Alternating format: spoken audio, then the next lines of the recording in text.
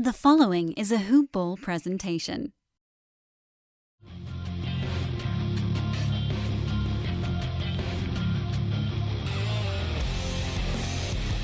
Welcome to the Fantasy NBA Today podcast. And we are officially live. It's Fantasy NBA Today, live on Friday. Dan Besbris, Bruski. We're on YouTube if you want to catch us in real time, if you want to ask questions of us in real time. We do this. It's a thing we've been doing, and we will continue to do it. Trying to get a tweet out while we do the show to alert people again that we are doing the show. That's a lot of stuff to do at the same time. So what I will do now to allow myself this moment is to, once again, wish the great Bruski a wonderful morning. Good morning, Brew. Good morning, Dan. I understand you're not feeling so well, so sucks to be you. I'm very happily feeling good over here, and it's great to be me. So, hey. Wow. How do you like that? Wow. What a jerk. I'm such a nice guy. No, I really do feel bad, actually. I'm okay. Yeah. I'm all right. I was feeling a bit overwhelmed a couple days ago when it was like sick day 32 out of 34, but I'm sweeping up out of the madness, and today I didn't need any drugs beyond just my normal antihistamines and Robitussin. So I'm down to just Tussin right now, which has been, by the way, I have, Brew, and this is not fantasy related, so this is one of those moments that's going to garner us some nice thumbs down on the YouTube page, but I don't care. I have a list of drugs that I would like to call the drugs of the gods. Would you like to know what they are? Sure, Dan. Yeah. By all means. Yeah, the drugs of the gods. The number one drug of the gods is Zofran. Ondansetron is the medical term. That is an anti-nausea medication, and it is the best. Number 2, Afrin, which blows your sinuses up and actually can allow you to breathe when you're completely destroyed, but it's also semi-addictive, and you're really encouraged not to use it for more than 3 days. And number 3, I'm going to throw Robitussin on that mix because I don't think I would have gotten through any of what I've done. The I got it right here. It's the fluticasone propionate. Oh, that's Flonase, I believe, right? Yeah, it's Flonase. Yeah, I use that sometimes. It's way less. It's not like that. Afrin stuff is bad, Dan. Oh, it's serious you should stuff. Tell somebody about that. It's serious stuff. I've got the here's the container right here on my desk. You can't see it, Brew, because for some reason. Do you think you have an issue? No. You can't have my Afrin, Brew. You can't have it. You can't have it. I'll drive down to L.A. and I will take your Afrin from you. Nah, man. Look at this bad boy. You just stick that sucker up your schnozeroo. We're gonna have an intervention. Blast it, and off we go. We'll get Panda, Chef, get Patria. We're all going to show up at your house and have a talk with you. Yeah, you might need to. No one needs to, because I have a doctor that lives in my home, and she refuses to use meds unless she's on her deathbed. So she wouldn't let it happen. And my cousin, this is like, by the way, Brew, welcome to a Jewish family here. My cousin, who's also a doctor, he's an ENT, and he told me you can really use it for more like 5 days in a row before you have to be in any trouble. How many days have you used it for, Dan? I didn't use it today. Count? I didn't use it today, and I didn't use it When was your yesterday. last Efrin, Dan, or Afrin? Wednesday. Wednesday evening was my last one. I used it Monday through Wednesday, and then I cut myself off at the 3 days. Although I desperately want to use it today, man. You just got to hit. I just need one hit, Brew, and I'll make it through this podcast without sniffling into the microphone. Anyway, fantasy stuff. That's what this show is, right? It's Fantasy NBA Today. Hoop Ball presentation brought to you, as always, by our good friends at Hawaiian Isles Kona Coffee Company. You got the logo right there on the YouTube page. Brew's got his box on the desk ready to go. Kona Sunrise. I see that bad boy. You can follow them. I keep it by the desk, for fast access. Yeah, Brew doesn't even. That's my drug of choice, Dan. You don't even brew it anymore. You just chew the beans straight out, right? Yeah. Got to get that fix, man. That's my main line in that. At HI Kona Coffee on Twitter. Give them a follow. Check them out. Go to HawaiianIsles.com. Search for them on Amazon if you want that sucker prime. And as I checked out on a show earlier this week, if you get $35 worth of anything on Amazon, your Hawaiian Isles Kona Coffee can show up next day delivery. That's pretty sweet. So when Brew's done chewing your beans, you can get them replaced in 24 hours. At Hoopball Fantasy, at Dan Besbris, at Bruski. Those are the other Twitter handles to follow. Brew, we are, as you mentioned during our non-recorded portion of this show, We're hitting fantasy playoff time. You and I are more roto guys, but I have 2 playoff leagues that have money on them, so that means I'm definitely paying attention to it. One of them is straight up stupid, and the playoffs are 4 teams, and it's the last 2.5 weeks of the year. So it's only the silly season are the playoffs in that one, which means I don't know what the hell's going to happen. Anything. Literally anything could happen. And there's only 3 moves a week, so you could have that many guys that just sit for a week. You got to use all your moves just to replace guys that aren't going to play.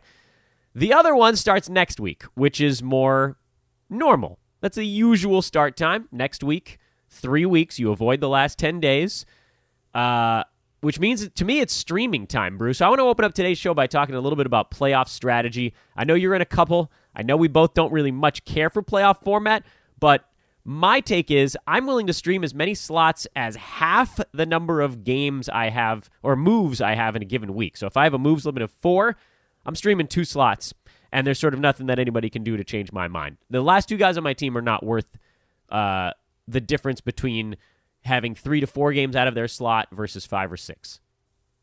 Yeah, I think that's fair. I mean, it really just, all these questions we're going to end up going through in so many different situations just boil down to what's your team? You know, what are you losing in order to gain whatever you're going to do? But yeah, you just take name value, you just wipe it right off the list. Everything's short-term gain.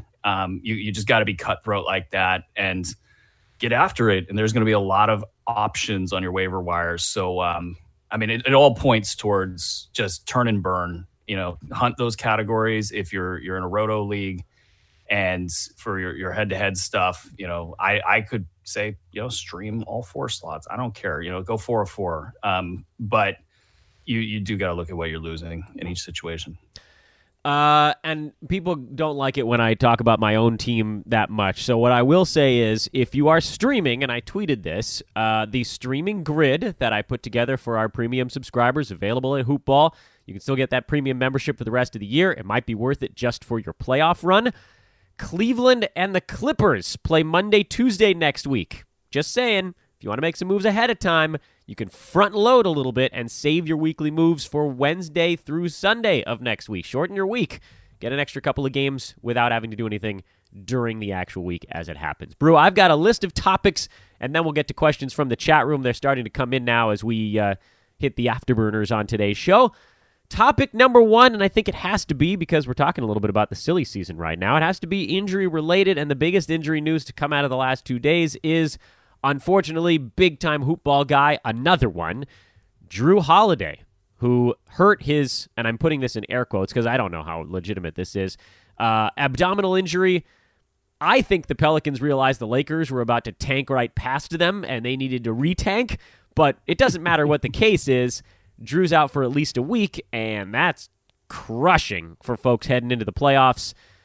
What do you do? I mean, this team's been a cluster mess since the AD stuff went down. You could trust Jrue. You could trust Julius Randle. You could basically trust AD in the games he was playing, but then beyond those 3 guys, it was a mishmash. Sometimes it was Peyton. Sometimes there was Kenrick Williams. Sometimes there was Darius Miller. Sometimes there was Cheick Diallo. Sometimes there was Jahlil Okafor. I've put the sign on my treehouse for anybody that's not that core group. Should I keep the sign up? Should I take it down? Does this Jrue injury move anybody into the limelight for you? Or is it just, they're demoing lineups at this point? Yeah, this couldn't have worked out worse for backers of any of these assets. The Anthony Davis situation, not only an embarrassment for the league, not only an embarrassment for Anthony Davis, not only an embarrassment for the New Orleans Pelicans, it is throwing their lineup out of complete whack. They're pretty much, if I had to guess, going to go down to the wire with this bad decision that they're all making. So that's just going to mean that nobody cares. Like, they just don't care. They're, actually better with him off the floor a lot of times, which is some weird sort of animosity thing probably brewing with those players that have to sit there and watch this guy go through the motions and then complain about it. So I don't know. I mean, and you look at their backups, for Jrue Holiday, none of them are really inspiring. So I think it's a wait and see moment for all these guys. I think Jahlil Okafor has been struggling with an ankle injury. That's been part of why he hasn't been good. But it's the inconsistency of the vision that they have. They're going into these games. They don't have any game plan whatsoever other than to just go out there and see how things go. And that's the only thing you can do when you got a guy that is starting. He's the biggest part of your team, and he's not going to play the fourth quarter. So it's just a total mess. I don't think you're going to grab it, or overly be attached to somebody like Okafor, even though he was going at 20-10 there for 9 games, which was absurd that he didn't get to tap into that. Check Diallo has probably the most upside, I would think, because they do want to develop him. He can get lost in the shuffle pretty quick when he's playing just 15 minutes per game. Does Jrue Holiday help, these guys, being out? You got to replace that offense somehow. So, yeah, you do look at Jahlil Okafor and say, well, he would be a logical place to find some points if you're the Pelicans. Diallo getting a little bit loose. You'd think that maybe just by sheer usage needing to be dispersed throughout the rotation that he might get some action there. So I think you have a rationale to look at those guys if you need a big man. But like the rest of them, it's just going to be up and down every game. And looking at their schedule, you can rule out Holiday for what a lot of folks will call week 23. Wonderful noise there, Dan. Yeah, we lost our connection to YouTube here for a minute, but hopefully it'll get itself going again. That's what that was. And we're back. That's such a friendly tone. Sure. When you're going out of signal, it's so depressing. But when you're coming back onto YouTube, glad that's going to be on the recorded version of the podcast. Stupid computer. Are we still on, guys? Somebody let us on YouTube know if we're still going here, please. If you guys could, I think we're doing okay, but I honestly don't know at this point. My last thing on the Jrue Holiday situation is they got a 3-3-3-1, and he's going to miss the front end of that. So that's, you're really just holding him for 7 games. I don't think that's worth it.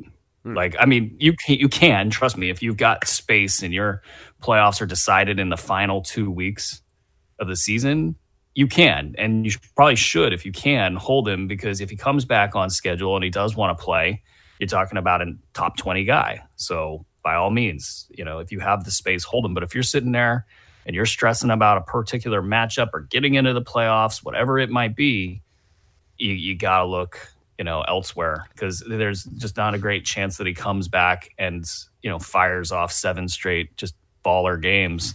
It might be every other game. He might go on a 20-minute limit, and there's no reason to push him through it either. So why don't we jump to another guy where there's a minute situation going on, and that is LeBron James. Lakers finally... Okay, listen, Brute, do I get any credit for calling the secret tank before they came out and called it a real tank? Nobody was saying anything on that one. This is a rare opportunity where I actually went out on a limb a little bit, and now they're finally like, okay, yeah, we're shutting you down, LeBron.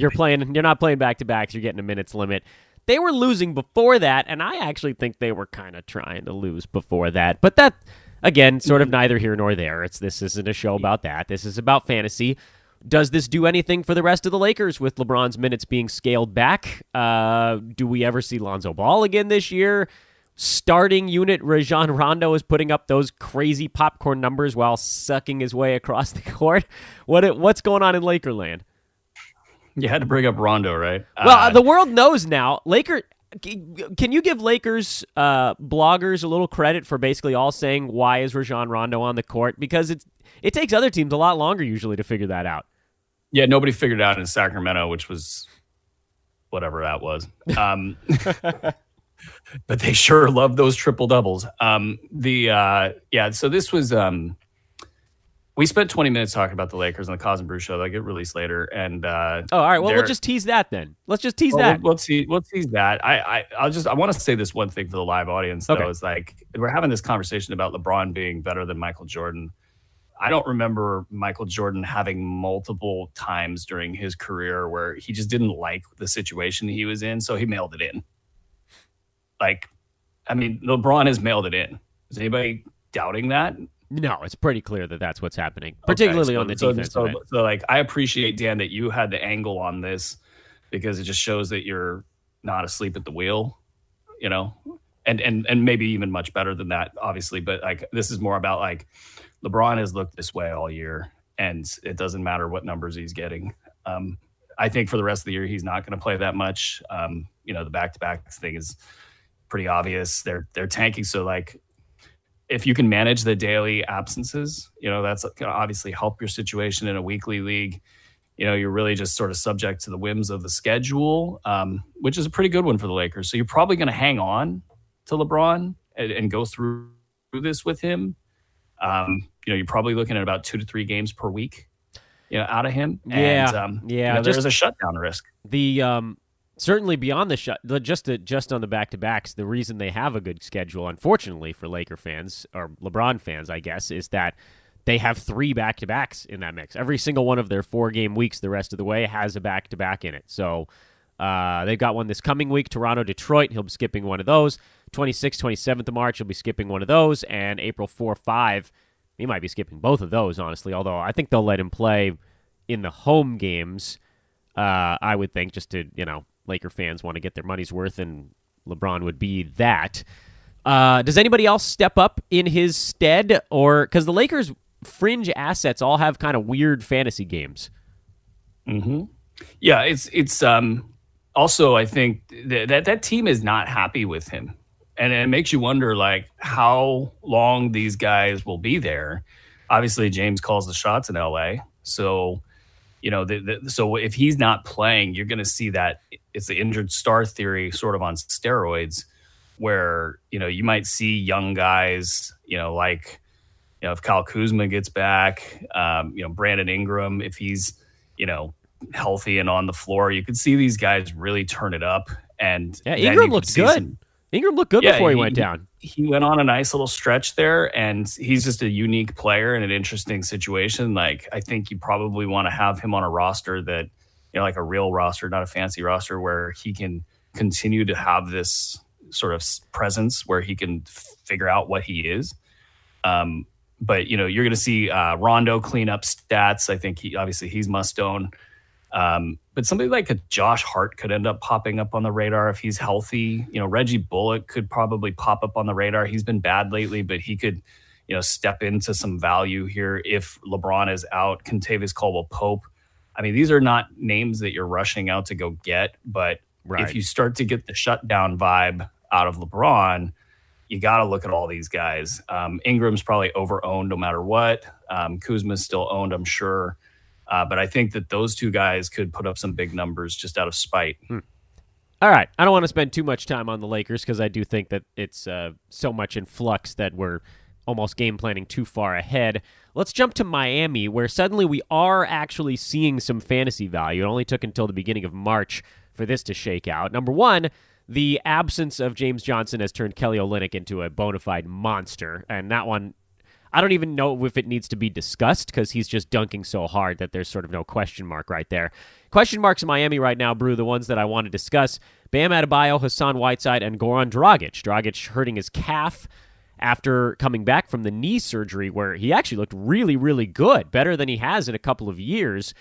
And then this Bam Whiteside thing actually could turn out to be kind of good, which I know is weird to think that maybe those 2 guys flip-flopping might help both of them, but we saw sort of the energized flying around Hassan Whiteside off the bench the other night. Adebayo, who always has energy and whose limbs are not sort of a little shaky right now, looked like a pretty good fit with the starting unit. Is there a universe, Brew, where both of those guys have fantasy value as long as Bam is the starter and Whiteside is seeing 20 minutes off the bench? Or is that not enough for either of them? This one is just the Heat. This is their first really bad year in a while where they've, from top to bottom in the organization, just laid an egg. This one is obvious. Like, Whiteside is not... I mean, there's matchups where you might want to start him, against a bigger center. By the way, Brew, just to jump in, they're the 8th seed in the East right now. I know. And it's... Yeah, sorry, continue. Yeah, it's... At 30 they're or 34. so messed up with, you got Dwayne Wade out there who almost like... I'm sure he's like looking at all his teammates thinking, I'm like 40, guys. Like, why isn't one of you just taking the ball out of my hands? Yeah. He's just... there and still the team leader, still the go-to guy down the stretch. It's, the guys that cover the team, they look at that and they go, what is this? Like, why are we even doing this? So they're a mess, but, putting Whiteside in a bench role where he can just sort of gobble up usage when, because that's what he does, in the front and as a starter is he's in the paint. He's a presence one way or another. You can't get around him and it gums everything up. It has gummed everything up. James Johnson, not healthy, not really supposed to be on the court, but they want to see where all these guys that they made big bets on, they want to see if they can rehab their value somehow, and they haven't been able to do it. The way to optimize this team has always been to put Kelly Olynyk with Bam Adebayo. You mix and match their skills. They're versatile. If you get a big lumbering center, Kelly can cover that guy. If you get a situation where the front court is athletic, you got Bam Adebayo out there to sort of mitigate that issue.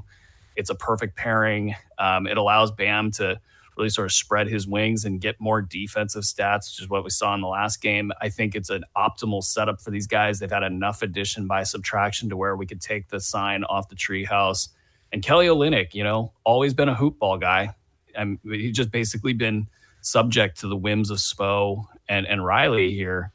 He's going to have a big finish, and that's good because for some of these deeper leagues where Kelly Olynyk's been owned throughout all of this, now you're getting the payoff.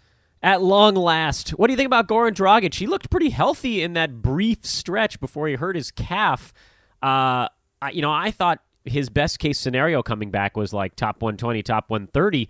But if he actually is a healthy version of himself, could he get inside the top 100? Oh, yeah. And that's been the big thing with him. You saw it right off the bat earlier this year. He just was not able to get any sort of penetration, just a half step slow, and a half step slow in the NBA is going to kill everything. So for him to get that time off and get things right, he's got a nice little window here extending into the playoffs if they make it, where, he can try to prove himself and then he can spend the offseason trying to get healthy again. Just looking quickly, and his game log is relatively short, so this doesn't take very long. The 2 games he was back, 3 games he was back from injury. He attempted 0. Okay, let me step back a little farther. He was back from injury for 4 games. The first one of them was just 16 minutes, so I sort of threw that one out. He broke 20 minutes the next 3 games. In 2 of those, he shot 9 and 8 free throws, which were his season highs, both of them in those games. Is that an indicator that he has a little bit of that quickness back? Oh, yeah. Or it is, yeah, okay. Yeah. Free throws, by all means, are huge indicators of who's breaking down the defense and where are things tilting. And so that's, been part of his game forever, and kind of shows you, too, he's feeling his oats. He's like, hey, man, I got my burst back and I can get to the line. So all the indicators are good for him. They just want to be super careful with him. And, also being in a playoff chase, it gives you a little bit of added bonus that they're not going to, while they want to be careful, they're not going to be, shutting him down. So there's a couple things to like there. I'm not sure I would go as far as call him a must-own player because, top 100 with injuries, stuff going on is not exactly must-own at this time of year. But if you need a point guard, you need points and assists, he's a good one to look at. Fair enough. Next thing on the docket here, and I'll try to shorten this a little so that we can get to the questions on time, is the weirdness in Atlanta. Prince, Bays, Herter. Brew, why is one of those 3 guys seemingly out every single day? Is there something afoot in Atlanta right now? Yeah, the lottery odds sort of minimize some of this stuff, but they've had this rotating wing. It's been a long-term. Is it you? I think you were talking about this the other day, like a long-term tank with these guys. It's just ankle injury. Okay, you're out 8 weeks, and the pre-tank. Okay, you're going to have a child. Okay, you could take a week off. Yeah, I called it the pre-tank is what I said. Teams tanked at the start of the season so that they wouldn't have to tank as hard at the end. Yeah, and so really rough year, I think, for Taurean Prince. He's been, just showing his frustration on the court quite a bit. And that's opened up this sort of revolving wing thing. And then also, Kent Bazemore, his ankle injury and subsequent, it doesn't look quite as athletic. He's been good recently, and he's not that far off of sort of like peak Bazemore. He might survive this thing. and that's what I wrote in my dish the other day on last Friday is like, look, I get it. He's been terrible for the last 3 weeks and, or however long. And, you're perfectly okay to drop him. But by the way, the shooting regression is coming and it could come as soon as the next game. And lo and behold, if he gets the minutes, we know what his stat set is generally speaking. And that's why we had him as a good hoop ball sixer, because with the minutes, he was up there at top 50 numbers there pretty consistently at the start of the season. So we know what he's capable of. And it was a 4-game week this week. So basically what I did with all my Bazemore, I said, look, this is the 1 week. I'm going to just throw caution to the wind and have him in all my lineups, betting on the 4 games and the regressions. So, so far so good on that front. Will it continue? Yeah. You got the nice Torian Prince ejection. That helped as well. I think the one thing you got to keep in mind with Bazemore, assuming that he's not dealing with like a major problem, and that's been the worry in the back of my head with, is that ankle still lingering? Is it, more, is he more hurt than we think he is? If he's healthy, which has always been the prefix for him, if he's healthy, he just needs the 24 to 27 minutes to be over top 150, up over top 100, and possibly even at top 75 numbers. So, I mean, you kind of almost look at it and go, there's a pretty good likelihood he gets those minutes. And if he's got more positive shooting regression in his back pocket, it could be a big finish for him. So there's a rationale to keep him, and most certainly while he's producing. All right, I got 5 names for you, Brew. We're going to go 1 minute apiece, and then we'll turn on over to the chat room. Name number 1. You can't contain me, Dan Besbris. I will throw a large net. See, I just took 10 seconds of your minute. I know you're cutting down on the amount of time we get to spend on Luke Kennard. What do you think? Rest of season Kennard. What can he be? I worry about his stat set. Me too. I think. Honestly, I could just shut it down right there because, with that question mark, I don't know that he's going to get up and over the hump. They're in a playoff chase, playing pretty well, pretty balanced right now. It's good. It's a good things happening in Detroit, but it doesn't take much for him to fall down past the top 200. So, not a must-own guy. Somebody that you could look at though for the stats he's good in. Yeah, he's been hot lately. Obviously, this time of year. I mean. It's hard to issue a general statement about these guys. Like, if you need his proficient areas, by all means, go out and get Luke Kennard. Yeah, threes basically is what that amounts to. Mostly threes. Next name on the list is Chris Dunn. Is he actually worth hanging on to? I know it's been a rough year for him. Sometimes we just have to make the hard choice. He's right around the top 110 area in 9 cat leagues, but I feel like he's mostly been trending down in that regard. Is there any world? Okay, let me rephrase that one because I'm using up part of the minute on him.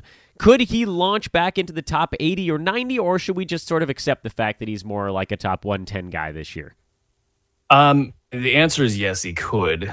That's going to require something happening in his favor. Interestingly, in Chicago, they're sort of catching a rhythm late in the year. So all the Jim Boylan hate is sort of funny because some of the stuff that he's done has actually worked. And Robin Lopez, apparently. It's more of an optics thing that he failed on than the coaching, except for the offense stuff. I think that really didn't serve them well early on. But, you add Otto Porter and you get a Robin Lopez that's engaged, and you got balance now. And it's smart to bring Dunn off the bench, or stagger his minutes, I should say. And that's all good. And so, yeah, I could see a place where Chris Dunn has a good stretch, but there's also, the opposing force of he doesn't seem like teams telegraph their stuff. And you can usually tell by the beat writers that are, team friendly. And they start to say things like, the Bulls are looking at an upgrade at point guard this offseason. That's code for, Dunn's not our guy. And if that's hitting the local beat writer, no matter how good they are, that means that everybody in the front office has already talked about that. That means Chris Dunn knows it. That means that Zach LaVine knows it. That means everybody in the team knows it. So there's not a lot of pressure to, hey, we got to bring Chris Dunn back. We got to get him to where he was at. So you look at that and you go, what's more likely? Is it, the Bulls playing well and Chris Dunn playing well within that construct? Or are we looking at Chris Dunn, alternatively still being inconsistent and being more of a top 100, 110 guy? So that's a long-winded way of saying I think he's going to probably be a top 100 guy, but for something like steals, which can be hard to come by, I think that you really got to look at hanging on there because they are hard to come by. And so that's what he does bring to the table. Gary Harris had his best game in probably about 3 months against the Lakers. Is this the start of something, or was this a spot where the Denver bench was just atrocious for a night, and so the starters got a few extra minutes? Or do we need one more game to find out? No, I think he's back. But to what degree is he back? He's not Gary Harris you drafted. And that's like, back to Dunn, that's kind of what really troubles people is over the pick they spent and the sort of overall experience and the value that they've gotten, and it's been a drag to their team and yada, yada, yada. And we've all felt that here. I think across the board, even in the industry, we all thought that Chris Dunn, was going to have a good season. He was somebody at a mid-round stance that you wanted to have. But you can't overweight that. So Gary Harris, has been terrible this year. Just brutal. And he was a very consistent fourth round, maybe fifth round top. I actually saw him going to the third a lot. He is going to come back and produce top 75 numbers. I feel pretty confident that that's where he lands. They want to get him back into the rhythm that he previously was in. I think they've played it very safe with him, and a lot of signals coming out of Denver are that they want to figure out their rotation, and part of that is what are you doing with Gary Harris? Are you going to keep him off the bench in a low minute role to provide some defense in a rotation that with Isaiah Thomas has struggled? I think that Thomas probably gets say 1 to 3 more games to prove that he can fit within the offense. And really it's not even fair to ask him to do that because he's been out for so long. He's getting like a 8 to 10 game audition here. I don't know a lot of players that would be able to pull that off. And so I think that they're going to want to make sure that Isaiah got his chance, but now you bring Gary Harris back into the starting lineup and you get your playoff rotation set, and then you work on that. And I think he's going to benefit with the top 75 run. And I'll cut one name off the list. We'll just go with 4. Harrison Barnes. He's been playing better lately. Is this mostly related to Marvin Bagley's absence, or is he settling in Sacramento? He's settling in. He's like an inconsistent, consistent guy. You know what he brings to the table, and it's sort of a little bit of everything. Right now, he's getting power forward minutes in bunches because of Marvin Bagley being out. So he's getting to have these bigger rebound games. Not always, but that's good for his fantasy value. He's not going to do anything really differently than he always does, but there is a little side benefit here where teams don't want to get beat by Buddy Hield primarily, and they don't want to get beat by De'Aaron Fox. They know Bogdanovich can do stuff, so when they sell out on any of those guys, Barnes is the one that's left open. So he could be ready for probably like a week of good value. And then here's the kicker. If the Kings fall far enough out of the playoff hunt, no matter how much they want to make the playoffs, there's so many Bagley backers in that building. They're not going to want to risk him. And that knee is a little worrisome in the sense that he's been hurting it in ways that are not really traditional. Like the first time he hurt it, he just fell really hard on the ground, and you could see his knee shake. It was like it was a shaking injury, not like your typical bend of the knee that's unnatural or whatever. So there's something there, I would think, and they might play it safe, which means Barnes could have rest of season value as well. Question time. We're turning to the chat rooms now. I've got it all. Who was the name that we cut off because I was long-winded? It was a lot of Memphis-related stuff, and that would have taken too long. So I'm figuring someone will probably ask about it in the chat room. If they don't, and we have time at the end, then we can loop back around to it. But I want to get to the questions. That's what the people have come You're for. You're man of the people, Dan. Damn right. What kind of output should we expect from Andrew Bogut? I didn't expect that question. Well done, good sir. Will he get some minutes down the stretch? Will they use him if Boogie's resting? For me, Brewy's not even a guy I'm paying attention to, but maybe I'm doing it wrong. What do you think? You got to be in a deep league for that. You streaming some Bogut stats. I'm not there yet, but I will say this, it wouldn't shock me if Bogut takes Boogie's place in the rotation at some point. Yeah, he hasn't. Boogie hasn't been playing some great defense. That's been a little bit lacking on that end of the ball. That's putting it nicely, Dan. Yes, thank you. I'm an even-tempered fellow. Ben, a nice little Zoolander reference in the next question, but we'll jump out. Not a question, just a joke. Chonk says, hey, fighting to get third place in my Roto League. Is it time to drop Jrue Holiday and Rob Covington and go stat hunting? That's a tough question, but I think the answer has to be yes. We found out just a few seconds ago, actually, on Twitter that Rob Covington did not practice today for Minnesota. That's soul-crushing. With Jrue, I mean, we talked about him a little bit earlier. If he's out for a couple of weeks, I don't know. It sort of depends on what stats you need. If those guys are the stats you need, then maybe those guys are the guys you should hope play a little bit. But you gotta go get the guys you need, right? I mean, what do you do here, Brew? I'm leaning towards getting aggressive. However many years was it's like 12 years now. The teams that were bold always beat the teams that are not. It just sort of is. So like when I go into these ringer leagues and the best of the best are like right now I'm getting chased by one of the best of the best. And I'm watching his waiver moves and I'm like, oh, that's such a bold and good move. And it like hurts my stomach because I'm like, that dude's just coming after me. He's gunning. He's gunning for it. Yeah, he's gunning, and it's like blocks, right? And it's like I know that he's selling out for blocks, and there's like just a tight bunch of people he can. We got a good side bet too, so it's killing me. But that's so. I think I've seen examples of this for 12 years. I think that you make the moves, and because look, you got how many games left? Like 12, like that's not a lot of games. You're going to get more value out of Joe Blow, in those categories than you're going to get out of Jrue Holiday and Bob Covington. So just, I think you make the move here. Yeah, this is a very extreme example of this, but last year I basically jumped from 4th to 2nd place, a big monetary difference over the last week of the year by dropping, I don't even remember what it was. I dropped like my 4th round pick and picked up Eric Moreland because I needed rebounds and blocks, and he was great for 2 games, and that was all I needed. So, yes, it's time to get real freaking aggressive. Giraffe says, what's Frank Kaminsky's floor the rest of the season? The floor is like top 300. Yeah, I mean, he could not play. Yeah. That's his floor. So what's the outlook? I'm going to change the question for you, Brew. What's the outlook?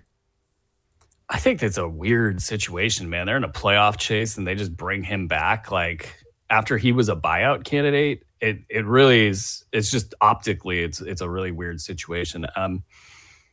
I don't think you can project him into the top 100. I think you have a hard enough time projecting him in the top 150. Yeah. So, I mean, if you need a big man that shoots threes, then he's probably somebody you might take a flyer on.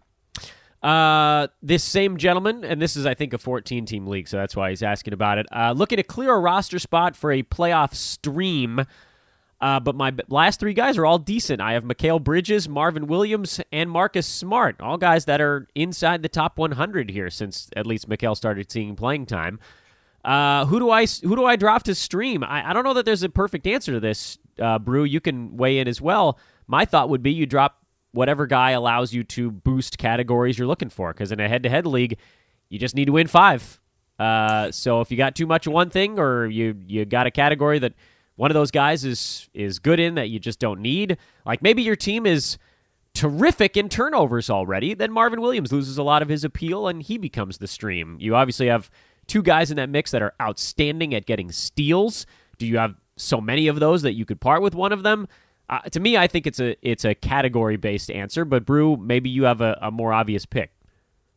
If you're looking at Mikal, if you're looking at money counting stats and you're okay, I think Mikal Bridges would be the guy you could cut loose with, just because that's where his primary value is at. Mm-hmm. They got 3 games per week for the next 2 weeks, so if you're trying to fight through playoff, make him less valuable than you would think he is. I mean, I love his overall value proposition. I think they're crazy in Phoenix if they don't cut him loose, but hey, they got goats taking dumps in their coaches. That's a great story. I mean, shout out to Kevin Arnovitz. That's a great story he wrote, and that's just classic Suns.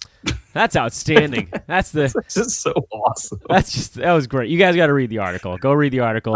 Bridges is the guy, because I mean the other playoff schedules are pretty good. You know what you're going to get out of Marvin. I think you know what you're going to get out of Smart as well. So it's probably Bridges. Brew and Dan, based on your gut feel, who comes back sooner, Rob Covington or Marvin Bagley? Woof. I go Bagley because I mean Minnesota's out of it. When Covington didn't come back after the All-Star break, I was really, that was like the nail in the coffin for me. There's no reason to bring him back. And so, I mean, this could just play out for the rest of the year like this. Bagley, they do want to make the playoffs in Sacramento. And Bagley was talking more day to day than week to week. So I think Bagley's going to come back. Yeah, that's a tough one, man. That's a tough one. Next question on the docket is, should I drop Nico Mirotic for a streaming spot? I think I'd say no on that one. Brew, where do you stand on that? He plays 4 games next week. Don't do it next week. I would say take a look at things after that week. But he has just so much pop in his game. They could easily rest Giannis down the stretch. You could be looking at a top 30 guy. So don't do it just yet. Yeah, he has a couple of clunkers mixed in, but overall his time in Milwaukee's actually been pretty decent. He has 7 blocks blended in there, which is all right. I think I'd try to find a different guy to turn into a streaming spot. But I do love streaming if you're in head-to-head, so figure out one. Dan and Brew, any guess when Rob Covington will be back? Yeah, has a lot of questions about that. Man, that's rough. I'm hoping he's back not that soon. It sounds like Ryan Saunders, by the way, following up on Covington not practicing, said no setbacks, but he just needs more time. I don't know what that means. I guess it's good that there hasn't been a setback. They haven't officially shut him down for the season yet. So I don't know. I was hoping this weekend. Ready for the possibility of a playoff chase. Yeah, I hope that they win a couple games. Who they got on their calendar? They ain't Brew? getting there. Do they have anybody that they can beat coming up here just to give themselves a ray of sunshine? No. Oh, well, Washington, New York before. No. I mean, they can win games, but they just can't make it. No, they can't, but they can convince themselves there's hope. But then they go to Denver and Utah. Oh, no. Please win these games over the weekend, Minnesota. There's an interesting coach with, there's a little seesaw action, too. Like, with Ryan Saunders, he's a great story, for that franchise. And what is his future, there? And so, if they had made a playoff run, I think his future would be much more secure. But he has been a good fit there so far. And so the winning might be important to certain people in the organization. It might be important to Ryan Saunders. There might be a little bit of a pretext there for Covington to get back. But I think you could get a sense of where Minnesota's at with all of that by Dave Yeager's, the rumors coming out of Sacramento about whether Dave Yeager wants to stay in Sacramento or not. Intriguing. Yeah. All right. Okay. Guys, could you plank? That was a very. Could you plank? Do the Tim Tebow thing from like 12 years ago. Could you please rank these 3 centers rest of season? Honestly, if I tried to plank, I would die. Yeah, we're too old for this nonsense. 8 category, but we could do either one. Okafor, Dedmon, and Thomas Bryant. I mean, Dedmon's the runaway dominant in that. Why is Dedmon in all people's lists? This dude's been a top 50 guy all year. Anyway, sorry. We're probably worried about tanking and shutdown. Yeah, I guess. I mean, he's already a game-time decision. Atlanta's shown that they will let him play. I think they feel like he helps the young guys around him with a certain measure of stability, and I actually think that's a really smart move on their part to sort of assist with development by keeping someone on the floor who's going to keep things from spiraling out of control. You can't play Alex Len 30 minutes a game and stay competitive on a night-to-night basis. So for me, Dwayne Dedmon dominating this rank fest, and then I got Thomas Bryant ahead of Jahlil Okafor. What about you? Yeah, that works. All right, excellent. What about these 3 shooting guards? Malik Beasley, Luke Kennard, Kevin Huerter. Let's see. What do I got on this one? I think I got Huerter, then Kennard, then Beasley. What about you? Yes. I know you're going to love my answer. I'll just go yes. Okay. I mean, you could flip-flop them if you like. I don't like any, really, of those three shooting guards. No, I think Herter's at least consistent. He's somebody the organization wants to play, so, yeah. He could top 100 upside, maybe. Yeah, he and Kennard could flip-flop. I wouldn't have any problem if somebody wanted to rotate those two. But Beasley now is starting to fall back behind Gary Harris, so he's the fade of those three.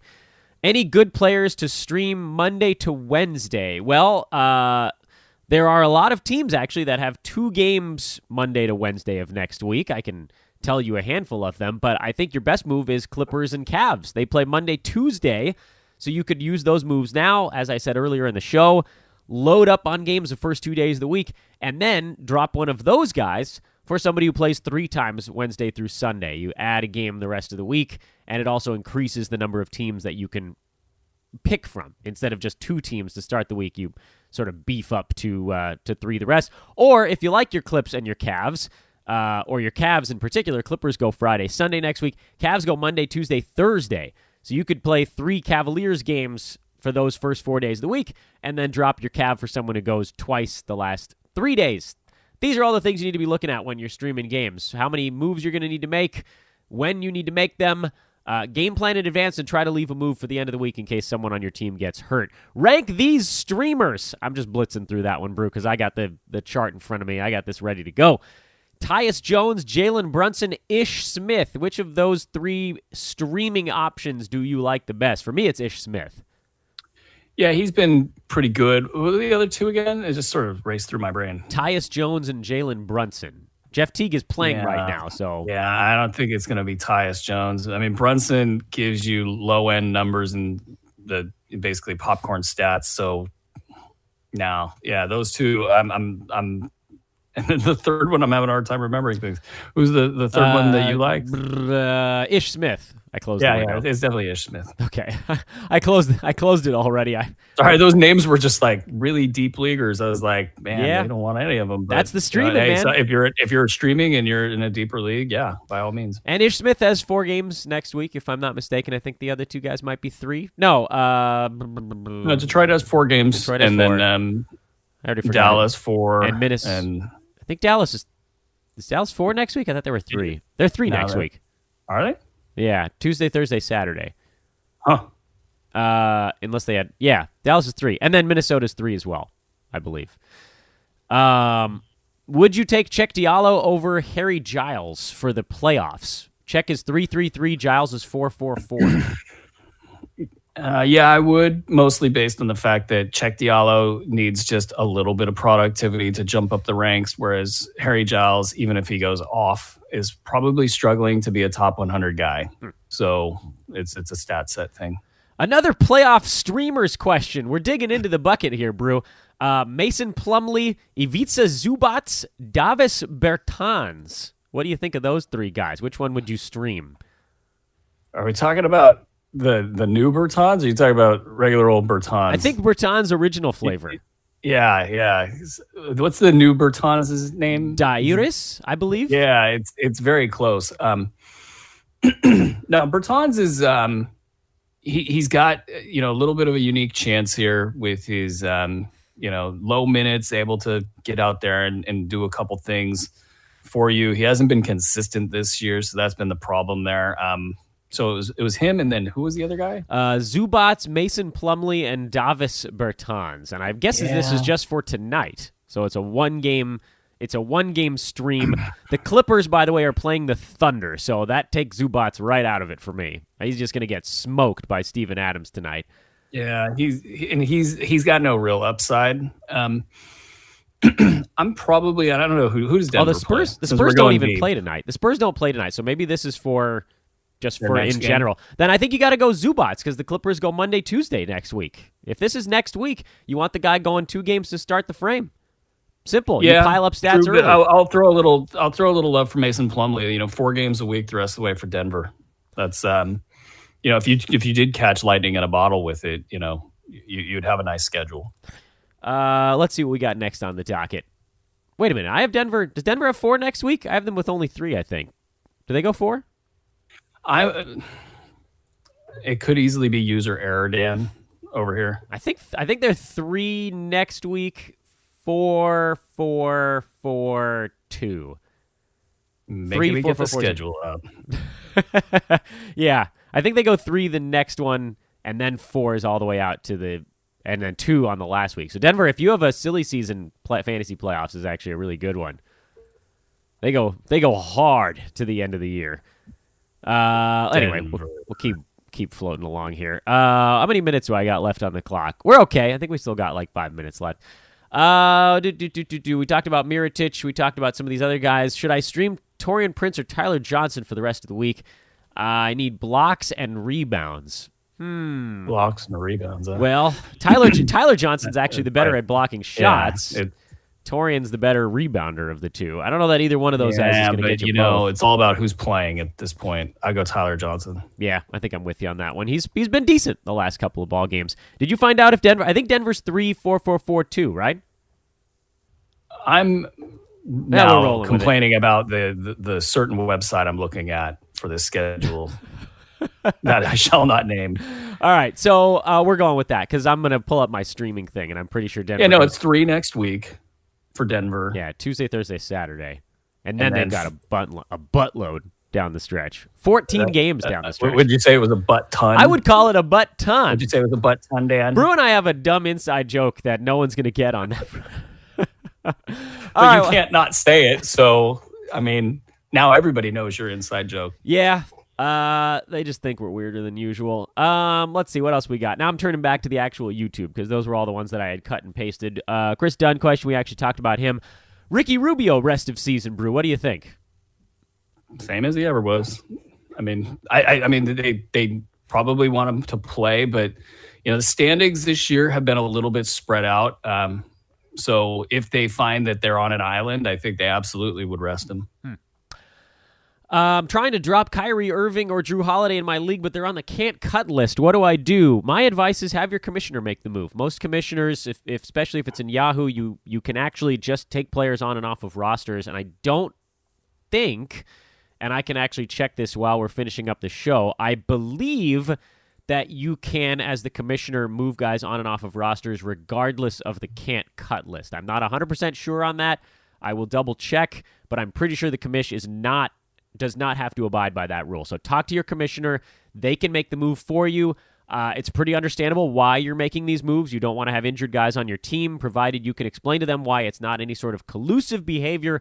They can do it for you. There is a way around your problem. Brew, any chance Thomas Bryant can break out the last couple of weeks? And thoughts on Enes Kanter so far? He's been a bit up and down.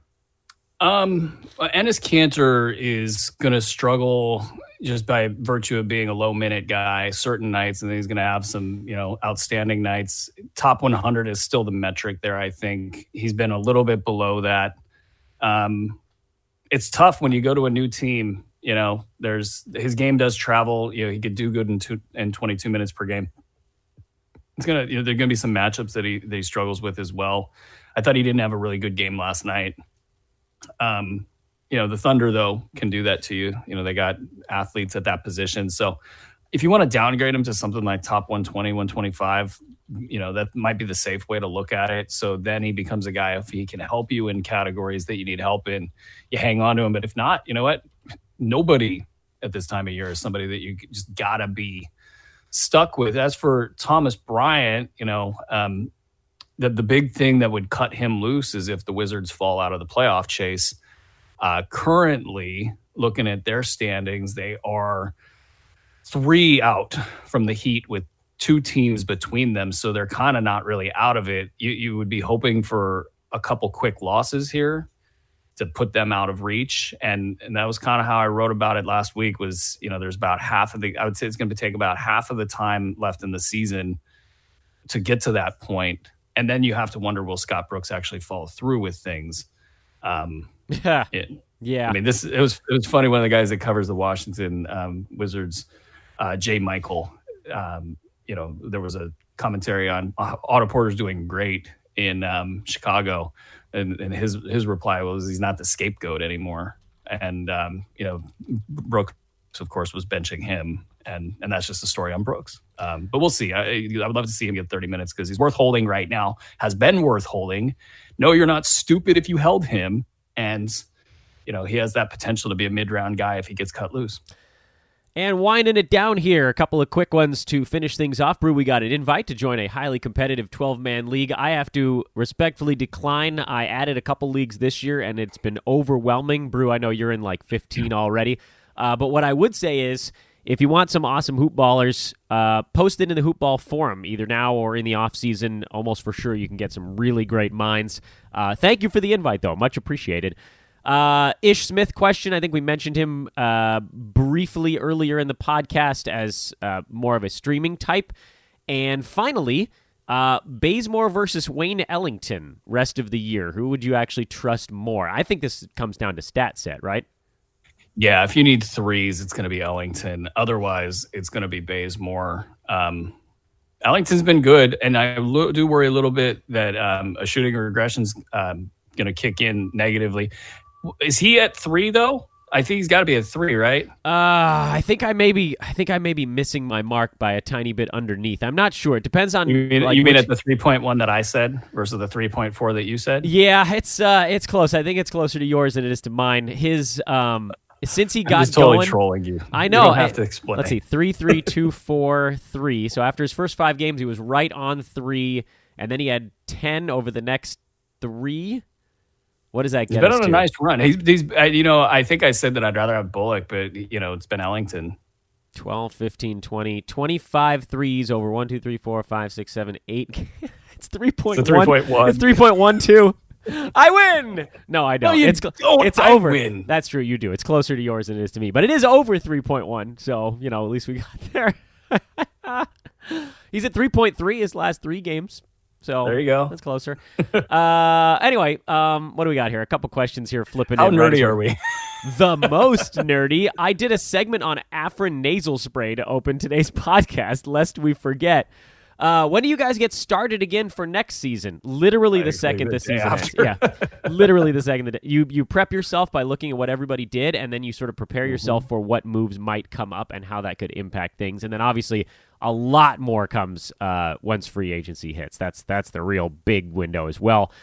Jordan Clarkson versus Shai Gilgeous-Alexander for the 2-game stream to start next week. Which of those 2 guys would you rather have?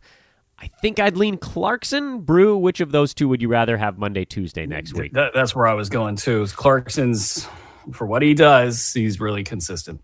The only reason I might look at Gilgeous-Alexander is the Clippers are home for both. The Cavs play Toronto and in Philadelphia. Those are pretty tough games. But I think I want Jordan Clarkson, especially because Kevin Love will probably skip one of those 2. So then they'll need the scoring in one of those 2 ball games. That'll wrap it up here on our live edition Fantasy NBA Today show, live on Friday. He's Aaron Bruski. I'm Dan Besbris. You can follow us all on Twitter at the handles you see on the screen before you. For those listening on the traditional channels, it's at Dan Besbris, at Aaron Bruski, at Hoopball Fantasy. And, of course, if any of you that are watching this thing are not subscribed to our YouTube channel, please do that. Throw a little thumbs up on this bad boy. Whatever you got to do to help roll us along here. And another big thank you to Hawaiian Isles Kona Coffee Company. Go get some, and if you've got some, tell us about it, because it's fun for us to see that you guys are getting the product and enjoying it. Brew, have a wonderful weekend, my good man. You do too. Yeah, Monday, thanks, reverse chronological lightning round. That'll get us fired back up next week. We'll weekend reset it and get you going. Playoffs, they are upon us. Stream away. Category hunt. It doesn't matter who's the best player overall when they're separated by 10 to 15 slots. You get the guy that helps your team. Have a lovely weekend, friends. We'll talk to you on Monday.